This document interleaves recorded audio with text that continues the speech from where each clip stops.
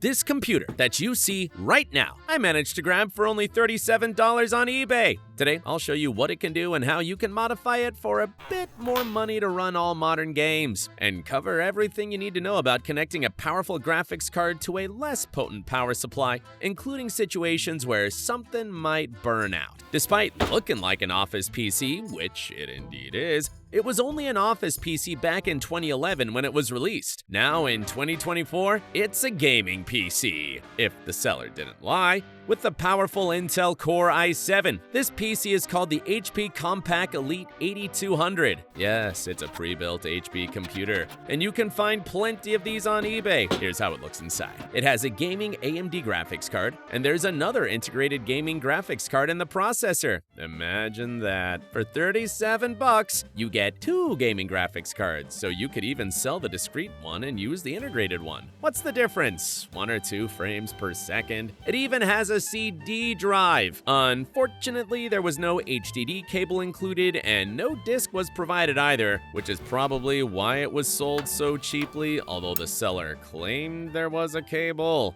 I hope it at least works. Let's check it out. I'll connect an SSD through the USB port for the test. Powered on as soon as I plugged in the power cable, which is a good sign.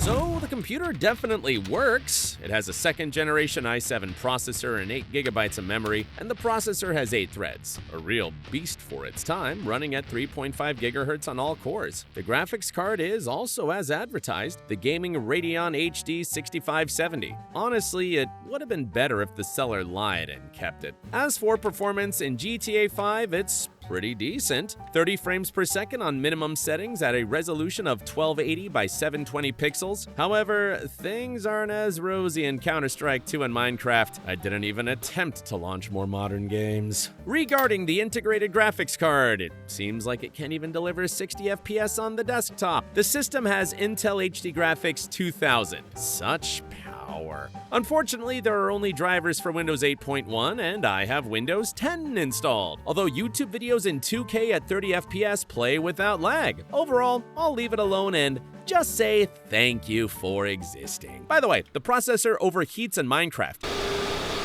even though the seller said the thermal paste was changed 6 months ago. I've heard somewhere that lying is a sign of a developed intellect, judging by everything the computer was sold to me by Einstein himself. Let's replace the thermal paste on this gaming monster and give it an upgrade. Gaming graphics card from AMD. As you can see, the power supply connectors on the motherboard here are non-standard, so you can't easily replace the power supply. You can't remove the motherboard from the case without taking off the CPU cooler, so cooling can't be replaced either. However, it's well designed. The fan cools both the CPU and the VRM area, which is hot even without this. Moreover, the motherboard isn't on a racing chipset, and you can't overclock the processors much. However, we already have a nearly top option. The motherboard is on an LGA 1155 socket, released in 2011, and it supports 2nd and 3rd generation processors of the Sandy Bridge and Ivy Bridge architecture. The Intel i7 2600 is almost an exact copy of the i7 3770, which is the maximum processor that can be installed on this motherboard. The performance difference between these two processors is only 5%, so upgrading from this legendary 2600 isn't economically viable. So I'll leave our i7 alone and move on.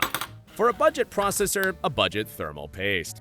The RAM is running at 13,033 MHz. Not the best option even for that time, but we work with what we have. I bought 2 more 4GB sticks of the same frequency, and for just an additional $7.50, we now have a computer with 16GB of RAM. This means we can run all modern games. Power supply here isn't very powerful, only 320 watts, and it doesn't even have an additional 6-pin cable for the graphics card. This is a bit disappointing, but not for long, because for an additional $7.50, I bought a proprietary SATA cable and a SATA to 8-pin adapter for the graphics card. As you can guess, the graphics card here will be quite powerful, but not this one. For another $37, I scored a real treasure, a Sapphire Radeon RX 580 with 4 GB. Judging by its appearance and what the seller said, the card has seen some mining, but that's okay. We'll clean it up and it'll be as good as new. Imagine such a cool graphics card for just $37. Think this is a real find for an unpretentious gamer? The card can handle almost everything. They say even Stalker runs on low settings. But for such a game, I think it's worth upgrading the computer. On eBay, by the way, these cards are much more expensive than here in Ukraine. I think this is due to more miners here and our market is more saturated with such cards. GTX 1650, I think the ideal video card for this PC, but it is more expensive. You can also install a GTX 1060. It can definitely be found for such a modest amount of $37. By the way, what I noticed might not be very visible on camera, but the board is bent like an 8, and interestingly, there's no artifacting, and the card works without issues. I'm not very good at straightening spokes, so I'll leave it as is and hope it'll continue to work once assembled. By the way, as you might have noticed, there are no ads on my channel at all. Well, almost not. But these are tough times, and if you want to support me and see videos more often than once every 2 months, consider the sponsorship option. Sponsors get to see videos earlier than anyone else. That's at least, and there are many other perks. Monetization doesn't bring in much money, and the hardware for the videos isn't free. I buy everything with my own money. I'm no businessman, so I can only offer sponsorship. Well, now the card is as good as new. The only concern is its power consumption of 185 watts, given that my power supply unit is only rated at 320 watts. By the way, I almost forgot to mention, for just $37, our case comes with a front subwoofer.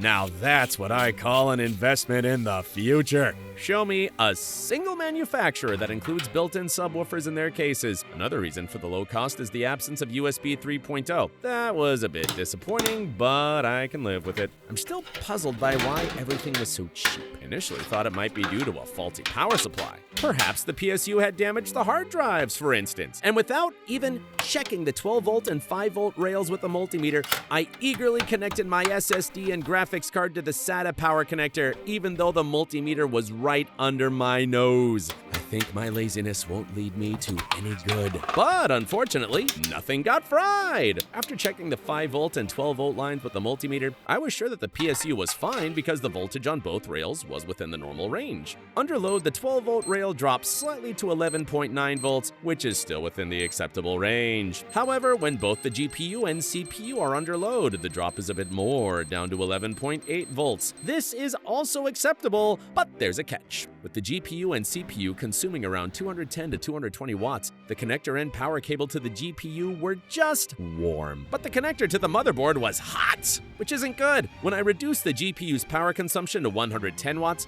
the motherboard connector became just warm, and the GPU power connector was almost cold. This suggests that the heating occurs exponentially. 110 watts is fine, but 145 watts is too much. I can explain this. The lower the voltage on the 12-volt rail, the greater the heating of the wires because the current increases. This happens when the voltage drops, but the power consumption remains the same. Therefore, it's not advisable to connect a powerful graphics card to a weak PSU using adapters. And if you do, the load shouldn't be high. That's why I reduced the GPU's power consumption to ensure it doesn't exceed 110 watts in games. The card didn't lose much performance, maybe about 5 to 7%. Thanks to reducing the power consumption by 40 watts, the graphics card now operates more efficiently. In my case, the wires and connectors are barely warm when the GPU consumes no more than 110 watts. There's another important aspect you should know if you plan to connect a powerful graphics card to a weak power supply unit: the type of voltage regulation used in your PSU. Group regulation or independent regulation. Ideally, you want to have independent regulation. This is important because when the 12-volt line in your PSU dips,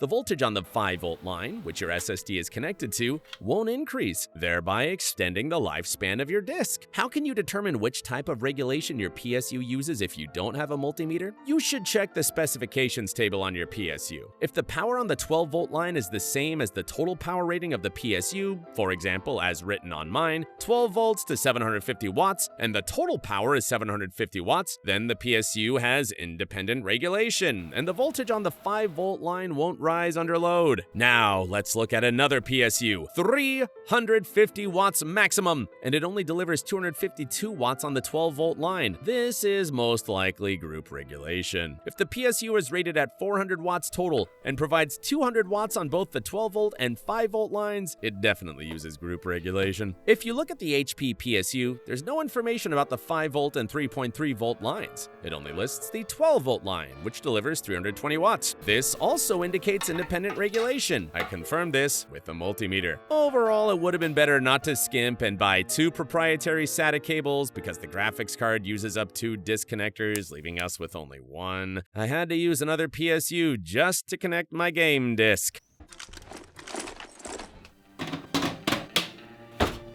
The process no longer throttles and doesn't overheat, with a maximum temperature of 70 degrees. Now we can play GTA comfortably, full HD on very high graphics settings. The game runs smoothly, with no stuttering at all. I almost forgot about our previous gaming graphics card. I'll include it in the tests now. On the left, we have the stock settings at the lowest in HD resolution. It's playable, but can be challenging at times. Counter-Strike didn't recognize the old graphics card at all and showed this result. These were the graphics settings. After the upgrade, we saw a 10-fold increase in performance. The game feels very smooth now. But it's worth noting that when you first enter the server, the initial encounter with an enemy had some stuttering, but then the lag disappeared entirely. I lowered the graphics settings on the previous graphics card to low, and the FPS doubled from 10 to 20. However, this didn't significantly improve my ability to get kills. In Minecraft, nothing changed, so I lowered the graphics setting. It's not perfect. Even though the game shows over 100 frames per second, there's still a lot of stuttering. Dead Island 2 didn't launch at all on the old graphics card. On the new one, on medium graphics settings, the game is playable, stutters a bit sometimes, but it doesn't interfere with the gameplay.